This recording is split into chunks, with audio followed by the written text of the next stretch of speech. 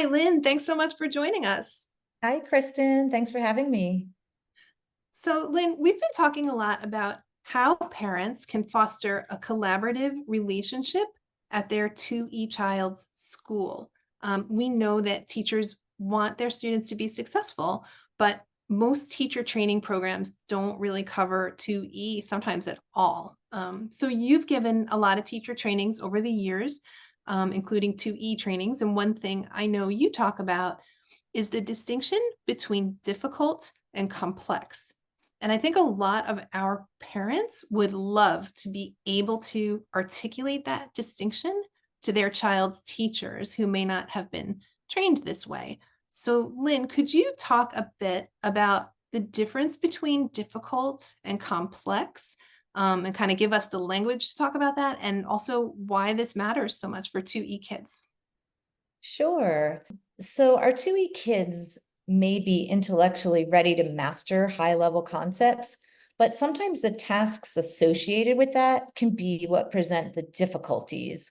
So if they have a barrier, let's say a writing disability, or executive functioning challenges, we don't want to let those difficult tasks prevent them from accessing that higher level content that their gifted intellect is craving. So for example, some of our students, they might have an ability to solve math problems, high-level math problems in their head, but their dysgraphia or other kind of barriers might make it difficult for them to show and write out all of their steps. So if the idea is to help foster that strength and that love of math and solving math problems, we can set up scaffolding and supports and have them maybe talk through their steps instead, or for one of the problems, ask them to write through the steps, and then a few more that they can just do without writing down their steps. And the idea is you don't want to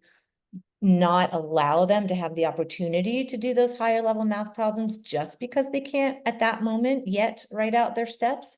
And another example is sometimes like the verbal giftedness that many of our kids have. They can talk like a professor. They can have a really intellectual, vocabulary laden conversation about something.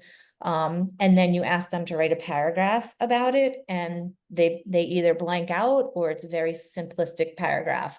And that is something that many of our students struggle with because the process of writing requires a lot of executive functioning skill, including organization, prioritizing, task initiation, many of those things. So we never want something that's difficult to be a barrier to allowing our students to be exposed to and able to grapple with higher level, complex and challenging work. So, Lynn, what would be an example of a complex task that we could present to a 2E learner? Yeah, that's a great question. And it's not as complicated as you may think. So it can really be in the way that you phrase a question to a student. Um, Ian Bird, who has a website called Birdseed, it's BYRD Seed, has some excellent examples of depth and complexity prompts. And I'll just have to give a nod to Sandra Kaplan, who, along with a few other experts in the field, created the depth and complexity prompts and icons.